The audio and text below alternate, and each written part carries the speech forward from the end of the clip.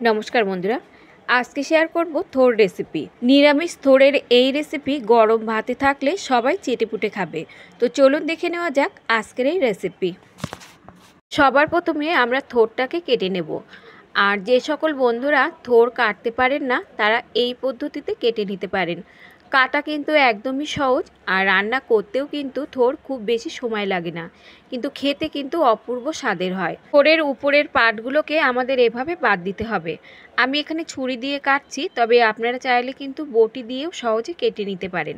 এবার মাঝের যে একদমই নরম কচি থোড়, সেটা দিয়েই কিন্তু আমরা রান্নাটা করব। এবার দেখুন থোড়টাকে আমাদের ঠিক এরকমভাবে স্লাইস করে কেটে নিতে হবে।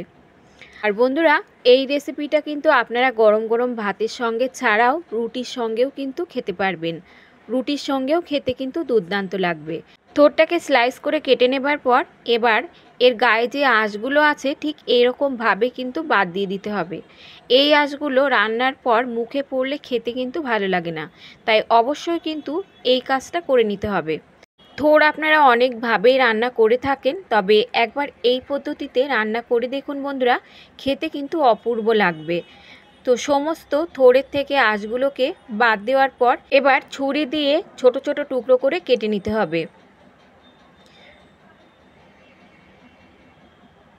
আর থোড়ের পরিমাণটা আপনারা আপনাদের পরিমাণ মতো এখানে নিয়ে নেবেন। এখন দেখুন থোড়টাকে আমি ঠিক এরকম সরু সরু করে কুচিয়ে নিয়েছি। কুচিয়ে নেবার পর এবার এর মধ্যে যোগ করে দিচ্ছি সামান্য একটু লবণ, আর দিচ্ছি সামান্য একটু হলুদ গুঁড়ো। লবণ আর হলুদ দিয়ে এবার থোড়টাকে খুব ভালোভাবে এভাবে মেখে নিতে হবে। যত ভালোভাবে মাখা হবে ততই দেখবেন থোড়টা একদমই নরম হয়ে যাবে। এভাবে মেখে নরম করে নিয়ে রান্না করলে দেখবেন রান্না করতে সময়ও খুব কম লাগবে। আর এভাবে লবণ হলুদ মাখিয়ে চটকে রাখলে দেখবেন থোড়টা কালোও হয়ে যাবে না। আপনাদের সময় মতো কিন্তু আপনারা রান্নাও করতে পারবেন। তো থোড় এখানে চটকে নেবার পর এবার এটাকে সাইডে রেখে দিচ্ছি। আর এর সঙ্গে আমি একটা বড় সাইজের আলুকে ঠিক এরকম গোটা গোটা করে কেটে নিয়েছি। এবার এগুলোকে সাইডে রেখে আমরা চলে যাব রান্নার দিকে। তার আগে আমরা রান্নার জন্য একটা মশলা এখানে রেডি করে নেব। একটা ব্লেন্ডারে নিয়ে নিচ্ছি 1 চামচ মতো জিরে, সঙ্গে দিচ্ছি কয়েক টুকরো আদা, আর দুটো দিচ্ছি কাঁচা লঙ্কা। সামান্য একটু জল দিয়ে এবার একটা পেস্ট এখানে রেডি করে নেব। থোড়ের রেসিপিতে ঝাল কিন্তু খুব বেশি ভালো লাগে না, তবে আপনারা আপনাদের পরিমাণ মতো ঝালটা এখানে যোগ করে নেবেন। এখন প্যানে তেল গরম করে সেই তেলের মধ্যে দিয়ে দিচ্ছি আমি কয়েকটা বড়ি। বড়িগুলোকে লো টু মিডিয়াম হিটে এখন লাল লাল করে ভেজে নিতে হবে। দেখুন বড়িগুলো বেশ লাল লাল করে ভেজে নিয়েছি। এখন বড়িগুলোকে তুলে নেব। বড়ি তুলে নেবার পর ওই কড়াইতেই আমি যোগ করে দিচ্ছি আরও 1 থেকে 2 চামচ মতো সর্ষের তেল। তেল ভালোভাবে গরম হয়ে যাবার পর দিয়ে দিচ্ছি এখানে ফোড়নে 1/2 চামচ মতো জিরে, আর দিচ্ছি এখানে একটা শুকনো লঙ্কা আর একটা তেজপাতা। এখন ফোড়ন কয়েক সেকেন্ডের মতো ভেজে নিতে হবে। কয়েক সেকেন্ড ভেজে নেবার পর এখানে যোগ করে দিচ্ছি আগে থেকে কেটে ধুয়ে রাখা আলু। হাই হিটে দিয়ে এবার আলুগুলোকে বেশ লাল লাল করে ভেজে নিতে হবে। আলুর মধ্যে দিয়ে দিচ্ছি সামান্য একটু লবণ আর সামান্য একটু হলুদ দিয়ে দিচ্ছি। আলু এখানে ভাজা হতে থাকুক, অন্যদিকে এই রেসিপির জন্য আরও একটা মশলা আমরা রেডি করে নেব। এখানে দেখুন আমি প্রায় 15 থেকে 20টা মতো চীনাবাদাম 2 থেকে 3 ঘন্টা আগে ভিজিয়ে রেখেছিলাম। এখন এই বাদামগুলোকে আমাদের মিহি করে বেটে নিতে হবে।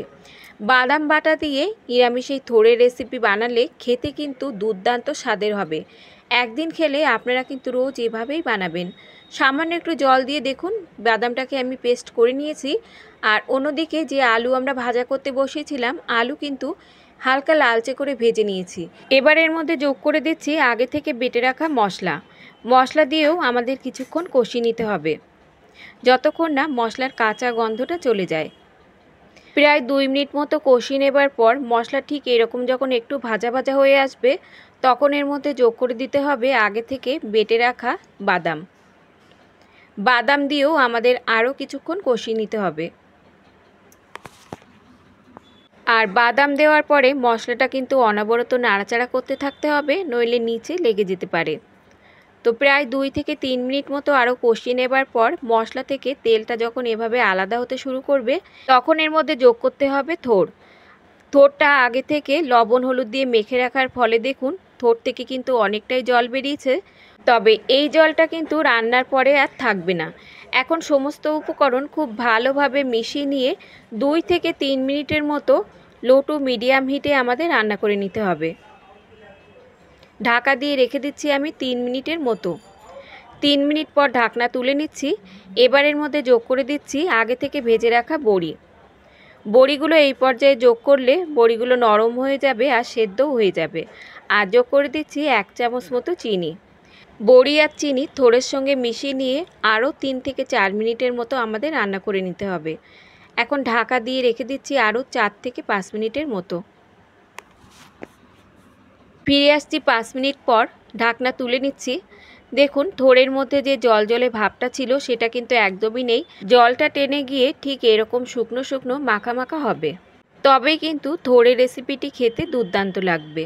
এবার শেষে এর মধ্যে যোগ করে দিচ্ছি 1 মুঠো কুচানো ধনেপাতা আর দিচ্ছি সামান্য একটু শাহি গরম মশলার গুঁড়ো। গরম মশলার গুঁড়ো আর ধনেপাতা দিয়ে মিশিয়ে নিলেই কিন্তু রেডি হয়ে যাবে দারুণ স্বাদের নিরামিষ এই থোড়ের রেসিপি। এই পদ্ধতিতে একবার রান্না করে দেখুন, বাচ্চা থেকে বড় সকলেই কিন্তু আঙুল চেটে খাবে। গরম গরম ভাত, রুটি সব কিছুর সঙ্গেই কিন্তু থোড়ের এই রেসিপিটি খেতে অসাধারণ লাগবে। আর এখানে দেখুন আলু কিন্তু খুব ভালোভাবে সেদ্ধ হয়ে গেছে আর থোড়ও খুব ভালোভাবে নরম হয়ে গেছে। তো রেসিপিটি কিন্তু আমাদের একদমই রেডি সার্ভ করার জন্য। এবার আমি সার্ভ করে নিচ্ছি।